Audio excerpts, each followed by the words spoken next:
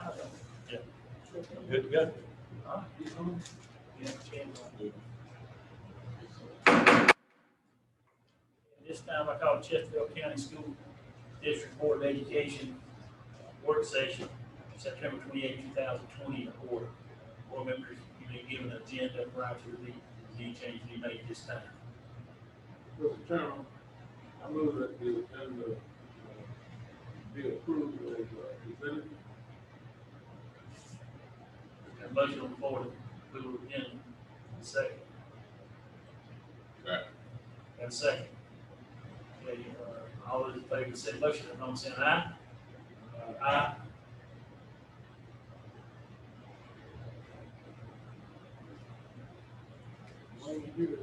Wayne.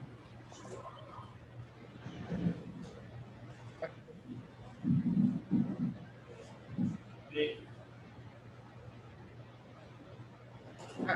This is Dr. Chapman. I can hear you. Okay, we have a motion on the floor for the agenda, been approved. Yeah, I didn't hear your voice. I didn't hear his. Approved. Okay, so we got 2 ayes. Okay, so the motion passes. Okay, at this time, we're down to our next agenda item, and that is COVID-19 update. Dr. Good. Yes. Appreciate y'all taking time tonight to join in, those that are joining virtually and those of you who were able to come. We felt like it was important to give a few updates tonight in addition to just budget updates.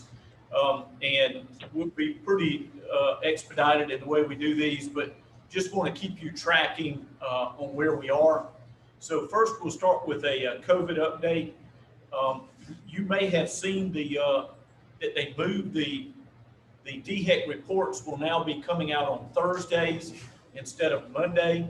So this past week on the 24th was the first one of those, but back on the 21st, which was last Friday, we were still showing an overall disease activity of high in Chesterfield County. We had a medium in incidence rate, a low trend of incidence rate, and a positive rate of 11%. We did get the report this past Thursday, and those numbers have improved even more, which we've been seeing an ongoing trend for about 6 weeks of improvement now. And incidence rate was down to 188.4. The trend rate was low, and the percent positive now is down to 8.2. So the overall disease activity is medium. We certainly will be looking very hard now at the weeks of the 19th and the 26th. We've already publicized our plan for the 5th and the 12th of October, but we'll look real hard now at the 19th and 26th. If these rates continue, this trend continues, we certainly will be looking at moving back toward a more face-to-face in the elementary grades and getting more face-to-face instructional time, just as we planned. You've probably been watching statewide that is people are seeing this kind of trend, that's where they're going. Some counties are a little ahead of us, some are a little behind us in that. So we certainly hope this trend will continue. So we will continue to watch that. Not only that, but staff positive cases, again, this past week looked really good. We only had 1 positive last week that added to our numbers. So that's only been 8 since we've opened in staff. So when you count temporary staff like substitutes and full-time staff and bus drivers and food service workers out of about 1,100 staff members, we've only had 8 positive cases. So that is really a good trend also. Now that could go crazy tomorrow and we could have 5 in one day if we weren't careful, but that is a positive trend. On the student positive cases, likewise, another trend, we're still showing good. We've only got 1 positive case last week for a total of 11 since we opened. So out of about 3,500 students that are face-to-face instruction, we've only had 11 positive cases since we opened. So again, that's a rather positive trend that we're seeing there. So we hope that continues. Question. Yes. If I am a student in a classroom and I I'm in contact with a student that has the virus. What happened to them? Give me an example. What happened to them? Okay, if you were 6 foot distancing and were wearing a mask as at least 6 foot distancing, that's the key. And we're no longer, no less. Can you repeat that question for me, please? I couldn't hear it. I sure can. If we were to have a student in a classroom who were to test positive, and the student over next to them, what happens to that student? And the key is the distance that student maintained during the day away from the positive student. If it was 6 feet or greater, and no less than 15 minutes cumulative during the day, if they were closer than 6 feet, really nothing happens. However, if it was a group of 5-year-old kindergarten students, 4-year-old kindergarten students, and they all on the mat together, and they were moving around, and we can't guarantee they had spacing for 15 minutes, then we have to do the notification and have to do the isolation with the student. So when you say isolation, how long are they in isolation? Isolation, if you're in direct contact to a positive person, is 14 days total. At school? Away from school. Got to be out of school for 10 school days, 2 weeks. Okay. And, of course, assignments and all that. Yes, sir. Assignments we continue for the student, just as if the child were home with the flu. So you're basically doing virtual school. Yes, sir. Now, where it gets complicated, and I'll tell you that the DHEC issued new guidance for athletics today. It's Friday. We received new guidance because if you have a lineman on a football team who tests positive, it not only impacts your team, but it impacts the opposing team. And so you have to literally go in and try to figure out who was within 6 feet of that student during the ball game. And then all of those folks have to be notified of isolation. And that's why you're seeing so many teams cancel ball games, is because they get clusters of people who've been in close contact. Now, that student that has COVID-19 does not have to take a test to come back to school. All he has to do is just be isolated 14 days. That is correct. Now, where it gets really complicated on a student is if mom or dad test positive for COVID. Now they're in direct contact with a positive case at home. Now they have to do 10 days that the parent has to do because they're positive, and then they have to do 14 additional days because that's the incubation period of COVID. So they actually jump up to 24 days if somebody in their household tested positive. You're better off to have it. Yeah, you are better off to have the virus than to have somebody in your house with the virus. You can speak for yourself. Okay, I understand. I understand. Now, staff isolations and quarantines, we've had a total of 30 of these since we opened. You'll recall we opened with a big group of 16 that were on isolation or quarantine. And this past week, we had 3 staff members who were on isolation or quarantine for a total of 30 since we reopened. Likewise, students. Let me ask one more step. Okay, You have 3 staff members out. We have substitutes and handle that, we share that with other teachers in terms of their instruction. okay, if we have staff members out, we have 2 lines of defense. The first, especially in elementary schools, since we have virtual kindergarten classrooms, those kindergarten aides that are normally in those kindergarten classrooms are being used as substitute teachers in other classrooms. We also have where there are not aides that are available to be the first line sub. We've actually authorized the schools to hire 1 sub to be at the school each day to start off the day in case we have a problem. Now, student isolations, of course, the number is larger. You'll notice we opened with 48 isolations. We were down to only 3 this past week. But now, again, it doesn't take but one small incident. A neighboring county of ours went from 0 to 99 in 2 days because it was a sports issue, and all of a sudden they had a bunch of folks that were in contact. And so, they went from 0 to 99 at one school in 1 day. So, you've got to really watch these. Ours have actually been spread all over the county. We have not had a cluster yet that we've had to watch. So that's where we are on isolations, and positives and quarantines. Dr. Goodman, on that neighboring state, now, did they have a football game the week before?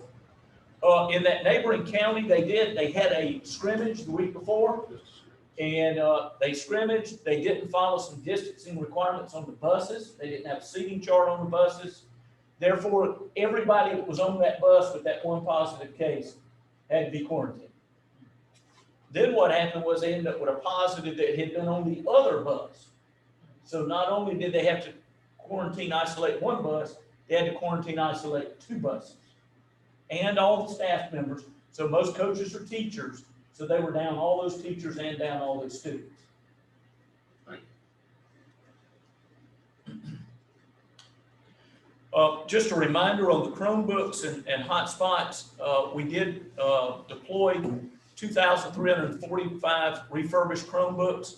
We do have about 300 in reserve for when the family has a problem with their Chromebook, they can bring it in, they can swap it out for longer, then we take care of theirs, and then they swap it back. So we do have a fair number. That's better than 10% in reserve to do that with. I did remind you at our last meeting that we have 2,684 Chromebooks that the delivery was delayed on. This past week, we ordered an additional 1,000 Chromebooks using some more of the funds that we got. So that brings us up to 3,684. So as you can see, we're creeping toward getting into a one-to-one environment now, which has been the goal. We currently have 1,617 hotspots deployed. Those service on those ends on December the 31st. And while the legislature was in, they made no move to re-up the service on those hotspots. Now, in that, I'm going to tell you, we've also made a change in what we're going to do for families as far as when they get choices coming up, because they're going to need to make an informed choice that those hotspots aren't going to be available. So what we've done is we've moved up our re-enrollment window for second semester. We've moved it up to November 10th through the 24th. That's Tuesday to Tuesday. We are going to really, really bombard parents with the message that they need to re-enroll. We're going to do it via email, phone calls, and we're actually going to send a United States Postal Service letter to the parents that they need to choose what they want to do after Christmas. That will give us the time in December to reassign students and staff, because we actually have to literally reassign everybody. Because if the contact to our office is any indication, we're going to have a very large number of students who are going to want to come back face to face. And so what we'll have to do is we'll have to pull virtual teachers back into the regular classroom, and we'll have to take care of reassigning students. So just because you had this teacher first semester, you may have a different teacher second semester. And you'll recall we said that all the way back to July when we started rolling this out. The teacher might not even be the teacher in your building virtually. The way the virtual school is going now, some of the issues that we have, it's almost like we're forcing parents to get back in school. Well, you know, Mr. Swinney, we're certainly trying to resolve the issues. The issues that we're having in virtual are no different than it appears anybody else is having. You know, and I say that not to make an excuse, but we're all jumped into virtual school without, typically you take a year to ramp up a virtual school. We're ramping one up in a couple of months, and really in a couple of weeks. So there are going to be issues. You know, my hope would be that every week gets a little better, which our indication is it has certainly gotten better. The elementary appears to have really improved in what we're doing. There's a lot to be said for that. An elementary teacher only teaches virtually or face-to-face. They're assigned all day to do one or the other. Middle and high school teachers teach some virtually and they teach some face-to-face, which means they have to prepare two different ways to work with kids. So it's really putting a strain on our middle and high school teachers, no doubt. But now elementary, we kind of got our ship's legs under us in elementary now. So maybe, and remember, they started earlier than the high school, maybe we'll get our ship's legs under us now with the middle and high.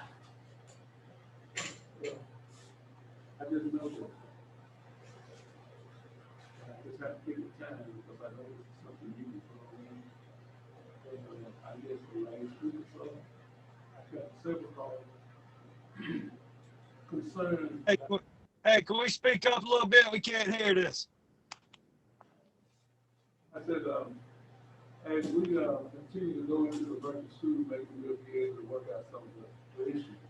The calls that I'm getting is that parents has, is that my dog? Parents has no concept of many lessons to help them get that.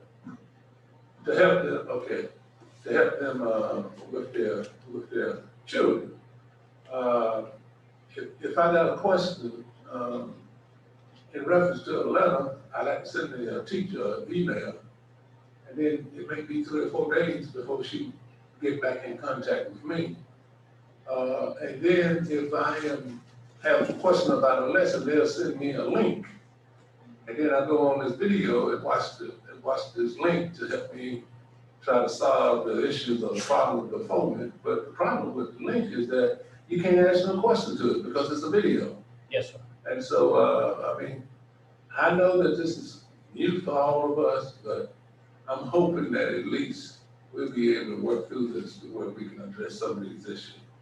Well, The other issue that I want to bring to your attention, and I've heard this several times, is that parents felt like that there should have been a meeting, something like an open house meeting, so that they would know the expectation. But what's the expectation of the program and what have you? Because what we're getting now is busy work, but not work where they're learning. I mean, it's busy work. You know, kids are staying on their homework all day and sometime in the evening. So those are some issues that we got to deal with. okay. Couple of things just to respond to pieces there. Number one, if we've got a teacher who's not responding within one business day, then we need the parent to contact the principal and let them know. Because our expectation is that there is never more than, if you send the email today at 2 o'clock, you should get a response by 2 o'clock tomorrow. There should never be more than a 24-hour delay. Now, weekends don't count. That's business days. Right. The other thing is this: if there is a question about follow-up on those questions as far as the material, again, that needs to go to the principal, because the principal needs to be aware. You know, the teacher has to be the one responsible for resolving content questions, obviously. It can't just be jump on this and have a good day. It's got to be follow-up, or we're not going to be successful. I understand what they're going through, because I think you made reference to it before. We're trying to build an airplane and fly it too. So I feel for the teachers what they have to go through, but there are some issues that we have to work out in the program. Yes, sir. There's definitely concerns there. I have a question. Yes, sir.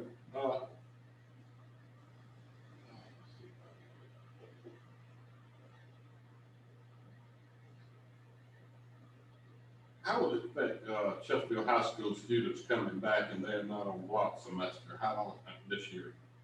Well, Year long. originally they were informed at Chesterfield High School that they were year-long and that they would have to remain virtual if they could not make a schedule that meshed with their previous schedule. That was done through their orientation. They were clear on that when they went into virtual. as opposed to face-to-face. Now, I will tell you that if we can make the schedule mesh, they want to come back face-to-face, we're going to want them to come back face-to-face, no doubt. All right, obviously, when we do the re-enrollment, we'll come back in January with everyone will be in their new assignment. Now, that will help us with the hotspot. If you're making an informed choice now that, oh gosh, my hotspot ran out, we're not making you figure out how to do January and you don't have any internet access. So we're taking care of that by doing the new assignments in January at the 1st, January 4th, rather than waiting till the 3rd week in January. And we do have the flexibility this year to do that under the State Department's rules. Now, once we make that change, that will be the change for the remainder of the school year. So that'll take us through June 11th for high school, June 18th for elementary and middle schools. So because there's not a natural break to reassign all these staff members after that and reassign students. The other thing that I mentioned to you last time we were together, we were dealing with was the food service and the amount of virtual meals we're having to make in a week. We're in excess of 10,000 meals a week for virtual students, but we finally got our sort of our ship's legs on that. We did bring in a temporary cooler freezer here to beef up the amount of space that we have to store items. We also were able to get State Guard and National Guardsmen to help us with manpower to produce those meals, get those meals delivered to the sites. So we really are very thankful for that. And this room is really meal central for virtual students. This room in the kitchen, we're producing, like I say, about 10,000 meals per week in here. And that's why it sort of looks like a warehouse, because in effect, that's what it is during the week. So trying to use the available space that we have. What percentage are you talking about with virtual students that could be like 40 to 50? No, sir, that would only be about 30%. 30%. Yes, sir, of the virtual students. And of course, we do a call out each week to those families. They sign up via Google Link and they actually sign up for the meals. And so we don't have much waste going on, thank goodness, because of the system that we're using. The food that's being prepared is being used. So that is good. I would share that one of our big challenges as a district right now is school food service financial viability, because of those kids that are on virtual education, most of those kids normally eat during the day. And because they're not eating, we're not getting meal reimbursements for those students. So it is putting a pinch on us financially. I will say that we've not cut any staff in food service, but where we've had openings, there are openings that we've left open because we're not producing as many meals a week. Therefore, we can't justify as many employees a week. So, we've had to allow some of those positions to remain vacant in order to stay financially solid. Each year I normally tell you that we have to buy equipment to meet our requirements on food service money. We will not be buying any equipment this year. It's going to be one of those where we're doing everything we can to keep our heads above water. So the CARES funds are not being used for nothing. We have set aside some of our CARES money to underwrite our losses, but that was mainly from the summer losses. We've not been able to determine what our losses are going to be during the school year yet. That's why we're holding that, say, $600,000 in reserve that I showed you at the meeting a couple of weeks ago, is because we may have to have it to underwrite the losses in food service. Dr. Goodwin, this is Dr. Chapman. Do we have any contract staff providing sanitary cleaning and that kind of thing? No, sir. We've been able to do it all with our own staff. So we've been able to save some of that money by not having to go out and contract where other districts are having to contract. We've been fortunate that we've been able to schedule our employees to handle it. We've also brought in some folks for some additional hours who might have not been working full time, but we're giving them more hours. But but we haven't had to bring in a contract service. Well, that's good. And actually, my reason for asking that is because of the shortage in the cafeteria area. I'm thinking maybe to reallocate some of those staff to sanitary work or beautification work or whatever you want to call it, as opposed to not filling those positions. Well, you know, right now we don't need anybody else. And if we hired anybody else, it would be another bleeding spot of funding if we just went and hired people. You know, right now our take is to control any bleeding of funds is to where we can save spots, if we save spots. And we've even done that, you know, for instance, if a kindergarten assistant resigns, we're not going to replace them until we need them back, because that's a position we can absorb right now without getting into having to consider laying anyone off. Right, and I'm speaking more of, like Mrs. Sweeney said, the CARES Act funding or other opportunities available through a grant or federal funding. Well, quite honestly, you know, the funding coming from the feds right now is basically, we've seen the last of it, it appears. And the governor and the legislature last week reallocated. They didn't send any more funds to K-12 schools. So the 2.3 we started with is basically the only allocation that we're looking at. Right. And I understand your dilemma. And I guess I'm just thinking from a community perspective. What is this going to do to the local economy if we, and I'm not saying we're going to make a big change in the local economy, but if people are not working, then that's not adding revenue back in, obviously. And it is driving unemployment up. So obviously I know you're talking about ones and twosies as opposed to 15 to 20 people being laid off. Unemployment's down to 6.4. We're not laying off. Yeah, now we haven't laid anybody off. Let's be clear on that. The only spots that we have open are ones that are people who elected to leave us on their own. We don't have anybody with an outstanding unemployment claim with the county, you know, with the school district, because we took a hard line from the beginning. We weren't going to lay anybody off. Okay. And this is our way of not laying people off, is to, when people leave, we are trying not to fill the spots. Right. And Dr. Gowen, thanks for giving me that update. I think that was Ms. Birch that gave me the figures on unemployment. And Ms. Birch, thank you for giving me that. I'm just looking at the real unemployment numbers. But again, you're doing a great job, Dr. Goodwin. You know, keep it up. Be frugal, just like you are. And I think, as you said, we will get through it. Yeah, I think we're positioning ourselves financially in a good spot by just being prudent with what we do. And, you know, we certainly can go back if we have, you know, if a lot of folks come back face to face, we will need to bring back on staff members and in food service, and we'll retool very quickly to do that, because we do have substitute food service workers that we can start bringing back in on the daily basis. Okay, thank you, sir. Wanted to take a minute just to touch on the capital projects that we had going on over the summer. A lot of times we do these things and then we don't, you know, come back around and make sure that you know what was done, but we did get the access control at the elementary schools. We've got a couple that they're wrapping that up at right now, but have added the electronic access. Now we'll move on to middle and high schools on that.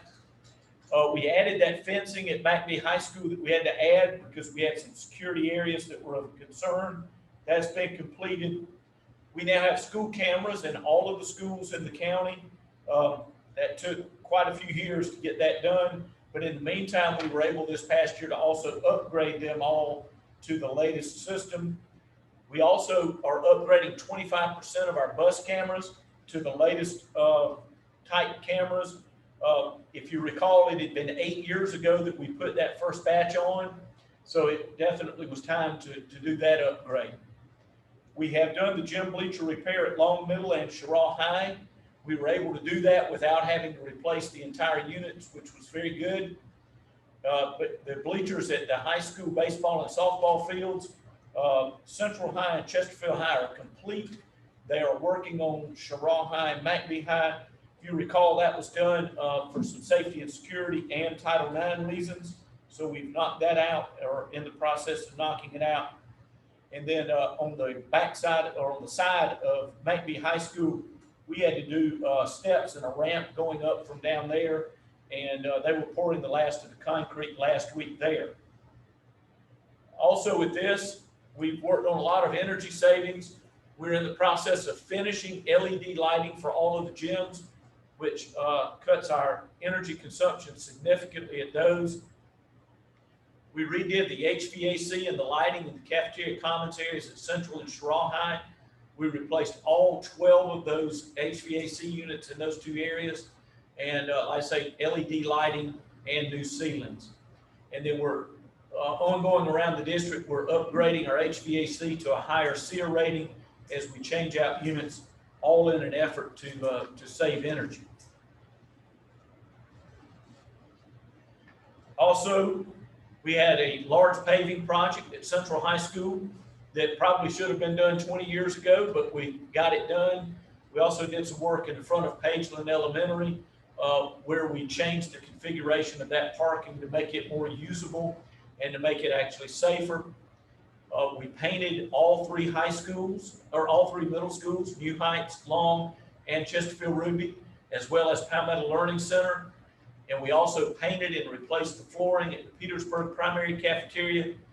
And we continued in our process of pulling out that 20-year-old carpet and replacing it with tile in our classrooms around the district. So we continue to do that work. On transportation, we're adding 2 more minibuses. They're not in yet. 2 more maintenance trucks, 1 food service van, and 1 activity bus is on order. So we're continuing the cycling of all of those vehicles so that we keep up with that and don't have any one-time large expense on that. Lead time on large buses is stretched to almost a year now, and the minibuses is almost 6 months lead time. So it takes a very, very long time to get those once we place the order. Are we taking the ones that we're replacing out of the fleet and selling them, or what do we do with those two when we roll those new ones in? Okay, when we bring the new ones in, the old one at the school then goes to Ruby Operations as our spares, and then we sell our spares at auction. So Okay. it's actually a 3-tiered system, but the ones that come offline at the school go to Ruby Ops as our spares. Okay, all right. Before Mr. Willard begins the budget overview and the financial recap, I just want to say, we've worked really hard to keep ourselves, over a number of years to get ourselves in a financially solvent position where if something like COVID happened, we would be all right. And I will say that as shocking as it is, there are a lot of things that we're losing sleep over each night, but right now, at least we've been able to stay above, floating on finances. And that picture looks like it will continue. Even with the continuing resolution, it appears that we're in reasonably firm financial footing as long as we're careful in what we do and how we move forward. Now, if there's a large state budget cut, I can't say that that's going to be the case. But if all else remains the same and we just operate under a continuing resolution, we appear to be in reasonably good shape, which I talked to our board chair last week, and he wanted to make sure we weren't coming into a doom and gloom and we were going to be laying a bunch of people off and things were really falling apart tonight.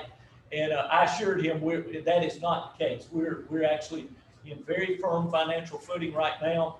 And Mr. Willard's going to go over some things about where we stand. He's also going to talk a little bit about the impact of the continuing resolution.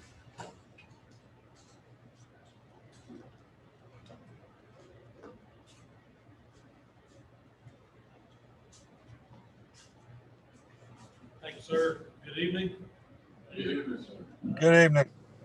Dr. Goodwin said there is less of a budget update this time around than there is a recap and just some information that we need to go through and bring to you. So just to give you an idea, here again, we want to talk about where our historical general fund budgets have been. We'll remind you that we have not added a 2021 line to the top, being under continuing resolution, and the fact that that's all that's been passed, and that we may not even be bringing the budget reading to you. You can anticipate that to be the same going forward, or it may be very little change. As Dr. Goodwin said, session has adjourned, but that's not the complete end, as they could, when they come back in January, make budget changes in the 2021 year, in addition to starting discussions for the next year. So don't be surprised if we at least have some updates to come to you, but this is pretty firm now. That just gives you a historical overview. We'll talk about millage. This is the same, has not changed. Here in the county, our debt service mill value is still about $115,000. Operational millage value about $80,000. And just a reminder that we remove owner-occupied 4% housing from that figure due to Act 388. Along those same lines, let's talk about reassessment. Reassessment year was the 18-19 tax year for Chesterfield County. So we've gone through that process and working with the county finance officials, going by the guidance and the information they have provided. So we have to look back when we do the reassessment. And here's what we found. Minimal change in the base assessed values. Again, going back to that year. Minimal short-term growth expectation. That's not a bad thing. It's just minimal in the short term. There are some great things happening, but just less shorter-term impact to district operations. CPI and growth, which is a factor that comes from the Office of Revenue and Fiscal Affairs. And that percentage right there, where it says not to exceed, is 1.81%. So not much expectation when you talk about our expected CPI growth and what we can attain here locally in our area. District calculation excludes owner-occupied housing due to Act 388 again. So the bottom line on the reassessment calculations is there was no suggested rollback of millage under that reassessment for the district. Just a quick recap on how we have approached and what we have done with our available millage increases over the years. And you can see that we have raised in some years. We're about half and half where we have and have not. If there is allowable increase under the Revenue and Fiscal Affairs guidance. 2021 would have brought a slight increase of millage potential, but of course, with the budget situation, with the pandemic, and us going into a continuing resolution, that is certainly not something that we brought to you at this time. So here's where we stand at our current millage that is being levied at a historical account. Got a very narrow range dating back to the 10, 11 years as far as what has changed for the district. Here's where we stand currently, 1920, which will carry into 2021. We have notified the county of that. Remain at 180.4 for operations and 34.75 for debt service.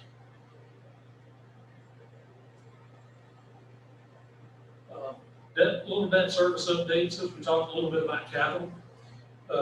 We always have under the debt service plan debt limits based on the state laws that says how much we can issue in the form of debt or bonds in a year's time.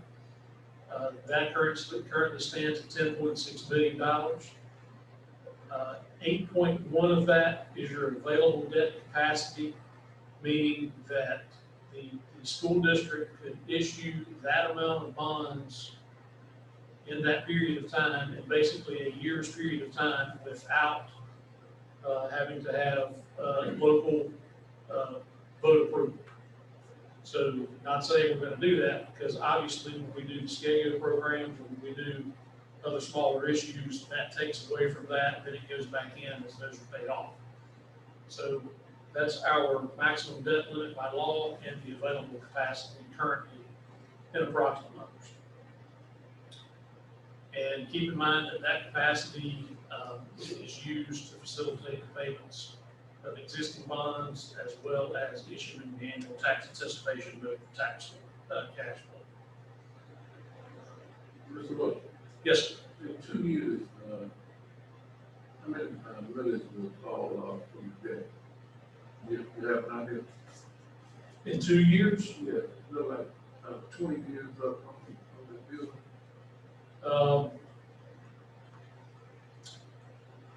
I'm not sure that we're actually scheduled to fall off. When we do our debt service plans, How much we reduce when I say they flatline that at 34.75. So we're not due a reduction in the debt service millage. Okay.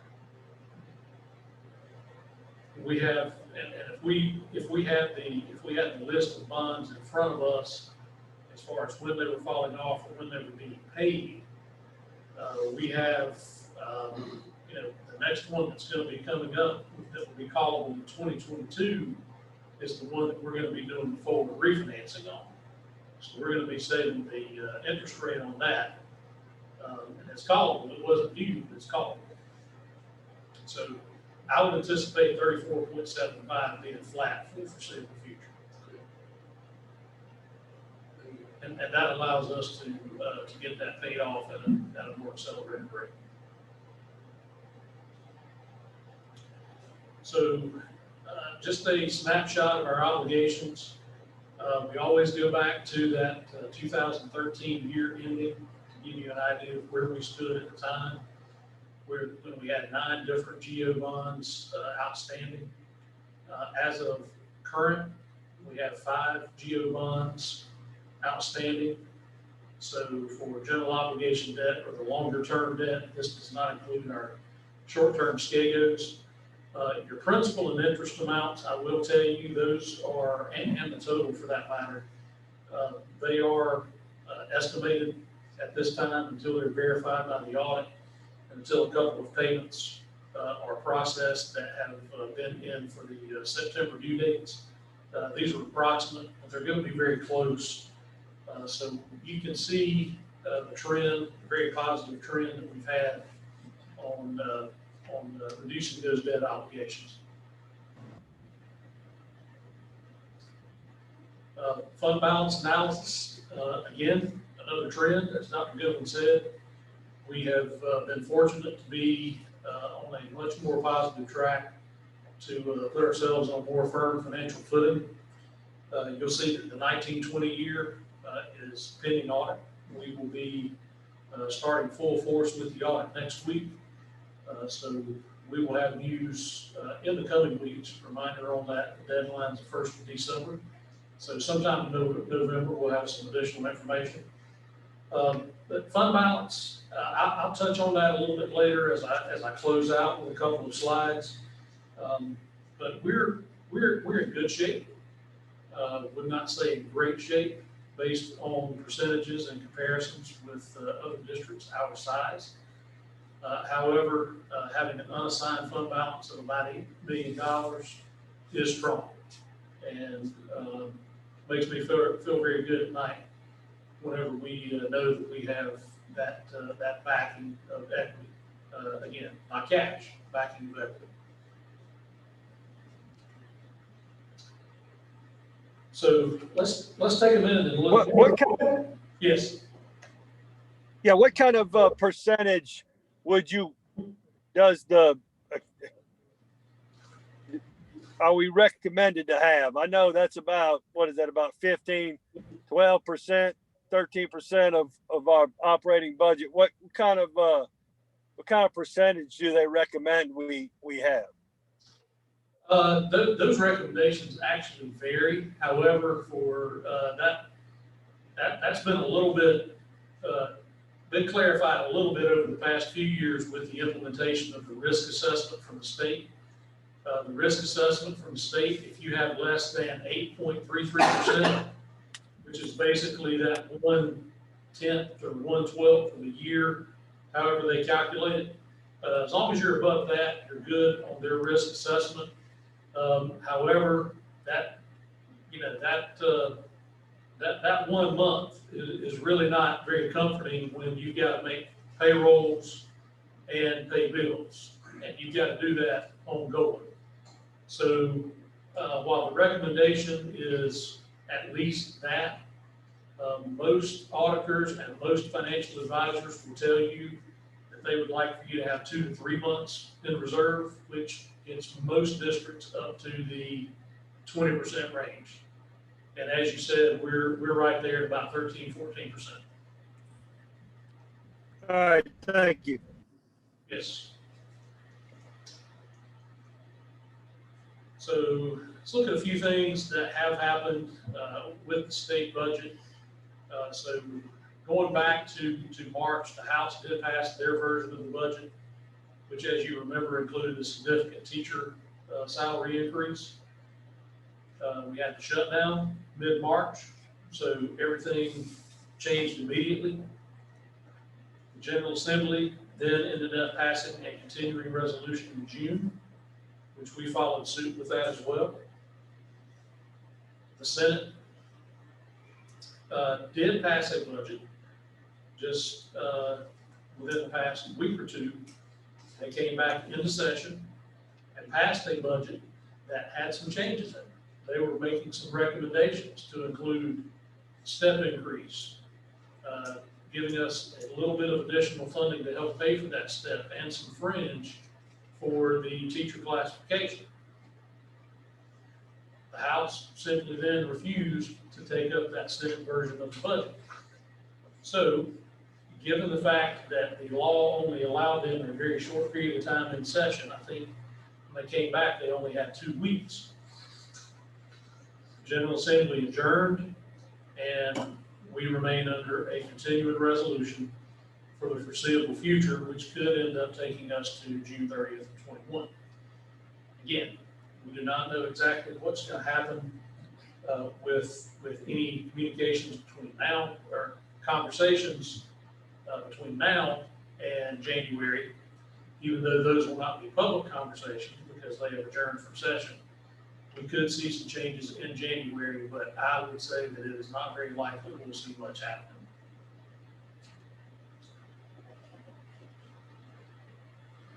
All right, this is really an eye-opener.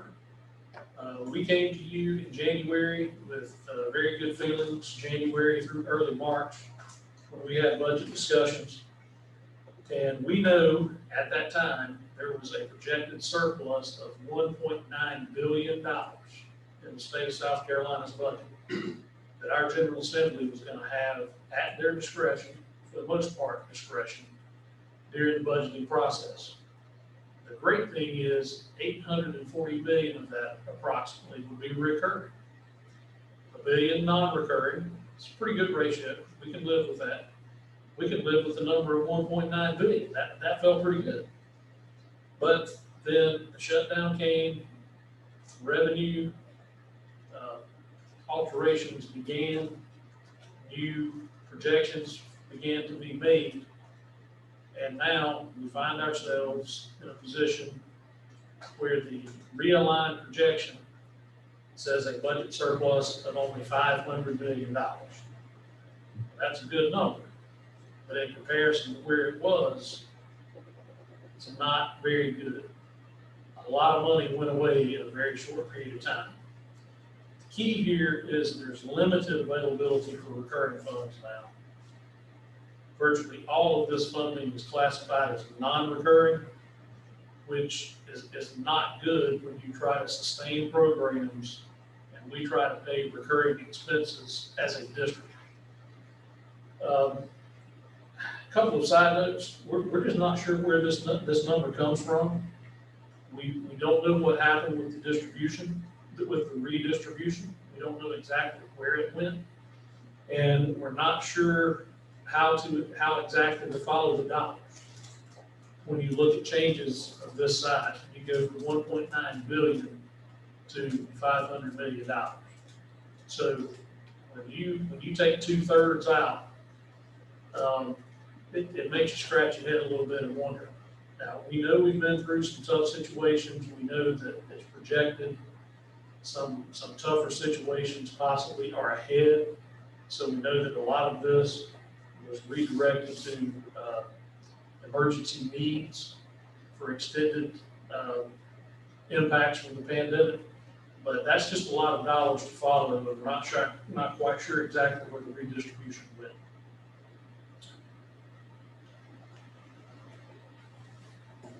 So as far as impacts to us, when we look at the pension reform that was put in place back in 17-18, where we were going to be increasing our retirement, the employer retirement contribution share by 1% each year, that has been suspended.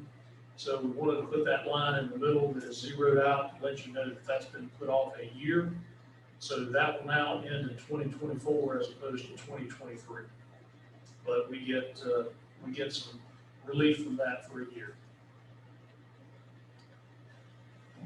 Some things that we still need to make sure we look at and need to be aware of as we look ahead, whether we're talking about budget changes or whether we're talking about being under a continuing resolution. But there's some things that we need to be really careful about and how we handle these. Keep in mind, even though legislation has adjourned, General Assembly has adjourned, and they have passed their version of a budget, which is a continuing resolution, that does not prevent PEBA, Public Employee Benefits Authority, from raising employer rates or employee rates. We doubt the employee rate change is going to take place, but it does not prevent the employers from being impacted from higher rates when we get to January 1st. September is usually about the time that they make those determinations, and we have not heard yet. Utility rate changes. Let me ask you a question. Yes. I thought people, if they make a recommendation that it had to go before the legislation, before that could take effect. I didn't know they had the authority to do that. They can actually, if they can actually make a recommendation while General Assembly is not in session, I believe. But they can't enforce it, they can't. There's question about that, to be honest with you. Okay, I didn't know that. I knew that they could make a recommendation. The proposal could come, and what I see, the proposal could come, and that could actually happen in January, very quick after the calendar year changes, because those changes don't impact us until January anyway.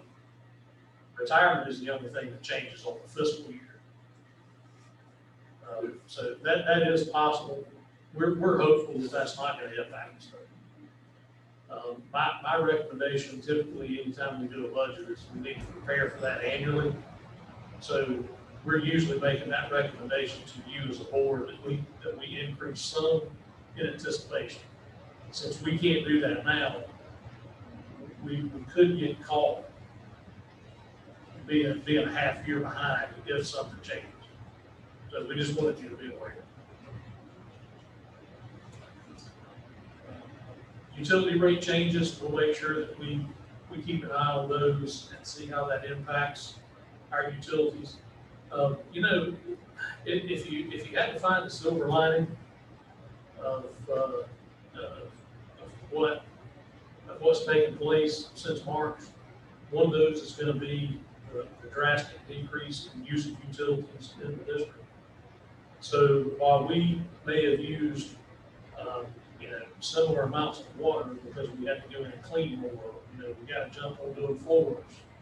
We certainly used less electricity. less gas, those types of things, less telecommunication use. So, you know, some of that's gonna offset any impacts we may have on utilities going forward. But we understand that those companies have to make decisions as well, and we'll certainly keep an eye on those. You know, one of the real concerns that I have through this is the impact that the general fund has indirectly on special revenue funding, specifically title programs and IDEA. You know, we cannot stop those services. Those are federal services that are required. We have very little flexibility on those. And if there are funding impacts on their side, or if we are required to procure certain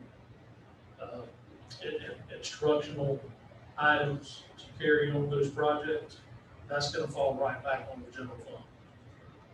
There are several things that can't be bought from federal funds, and we do not anticipate federal funds, those programs going up, because guess what? They're funding so many other federal programs under CARES Act. High school nurses, again, a very positive thing. We've been able to make that move where we have the nurses in all of our schools.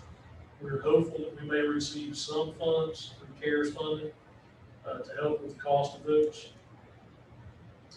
And the employee steps are frozen under the continuing resolution. So just a couple of other notes. Under a continuing resolution, we're just going to have to deal with the unknowns and the changes with the current funding we have. We're just going to have to find ways to do that. I will mention this. I will ask the board to at least prepare yourselves and understand that the real possibility for us and all districts is there that we're going to have to reduce fund balance at some point in time. We don't know what the extended impacts are going to be, not only in 2021, 21, 22, that's going to impact the funding we have. It's not going to take much of a downturn for us to be in a situation where we may have to come to you and say, we're going to have to dip in the fund balance, or we're going to have to talk about alternatives. But I just prepare you for that, because we know we've all been through the RF stimulus period together. We've been through other downturns, so we just need to be prepared in the event that happens. Those alternatives you're talking about is maybe furloughs? Alternatives could be lots of different things. Furloughs would be one of those. Reductions in force. Cutting out all travel. And you have a lot of different options. Keep in mind, in the budget that is 80 to 90%, 88 to 89% salary and fringe. Unfortunately, in school district business, there's only one real area to make an impact. Real dollars, if we start being cut that much. So we don't want to get there, just to prepare for state. Yeah, and I think it would be important to note that teachers and certified staff can't be furloughed unless the state authorizes a furlough. So it would not be a decision we alone would be making. It would be a statewide decision.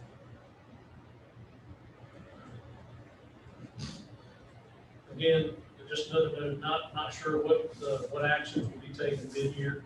We're just not sure yet after what's happened with the continuing resolution. Keep in mind, one thing for you to note is that the State Department is actually the entity that distributes the base unit cost. A lot of that is set during the General Assembly process. Keep in mind, the State Department is the one that distributes that based on equitable share throughout the districts in the state, where we fall on index of tax paying ability, etc. Where we fall on weighted pupil units compared to the state weighted pupil units. So all those things are now set in the continuing resolution, but if weighted pupil units stay level, or if they increase, that base unit cost now gets spread more thinly So we got to understand that there may end up being a cap on that or a reduction sometime during this year. We'll just have to wait and see what happens with the 45th day and then the 135th day reports as they come out later in the year. So we hope to be able to stay where we are with funding, but it could be more than, and we just may not be able to, we may be asked to do more with the same or more with less. So with that, I will open it up for questions for my section or in general for us to change. Yes, what is your projection for the 2019, 2020, since we're doing an audit now? What's your projection in terms of funds that will be your favorable projection? $5 million, a federal what? I'm not going to project a dollar value because we have not closed all funds at this point. We're still making our entries until Monday of next week. And we still have to make a lot of determinations on entries of funds. And I don't mean to dodge that. But when you talk about making sure that your liabilities are balanced at year end, and when those auditors come in for the first 2 to 3 days and dig in, one entry can change $500,000 in a hurry. I do know. Because the last 5 years have been very favorable. Yes. I'm just curious, but I do supposed to say it being favorable, can you say that? Yes, Okay. absolutely, Yeah. absolutely. Okay. I don't think we're gonna be using what we passed that budget on, I'll put it that way. And our budget after this now, same as last year. We're maintaining basically the same thing. The loss that we see right now is in food service division, and that's because we're not getting reimbursed for that 70% of those students that's at home, right? It is food service, and when you talk about personnel costs, yes, relatively flat. Obviously, you have those who retire or resign, moving off the books, you have new folks coming in, and you have limited control on how much they cost in human capital versus the ones leaving. But relatively, as you've seen in the past years, we've kept that pretty flat from year to year, with the exception of cost of living increases in steps, which we've been, help has been there funded from the state. I would say that yes, we're maintaining fairly well. You know, I will say this, keep in mind, a lot of talk goes into the CARES Act funding. That CARES Act funding is not gonna cure all of our ills.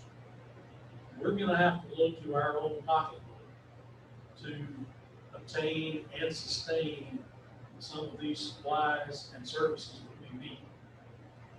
You know, much of the $2.3 million is already obligated based on what Dr. Goodwin had presented. Chromebooks, other technological services, cleaning, PPEs, those things add up very, very quickly. So we're gonna, at the same time, we're still gonna have needs above and beyond that. So we're doing well, we're maintaining. It's the unknowns, the uncertainties, and the what's left that we don't know about that is concerning. That's every day. It's every day. Unfortunately, sometimes another zero gets added during times like this.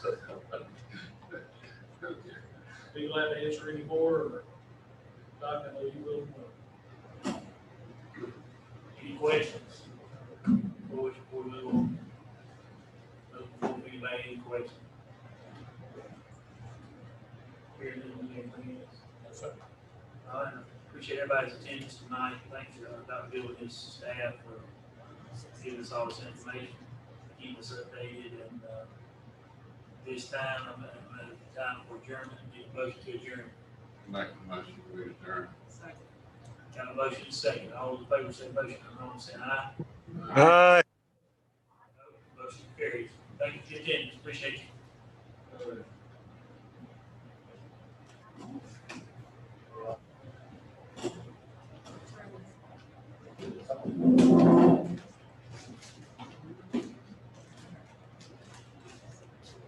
want to be like the legislators standing there in front talking last 2 weeks ago. Probably don't have- Called them Oh, good, man.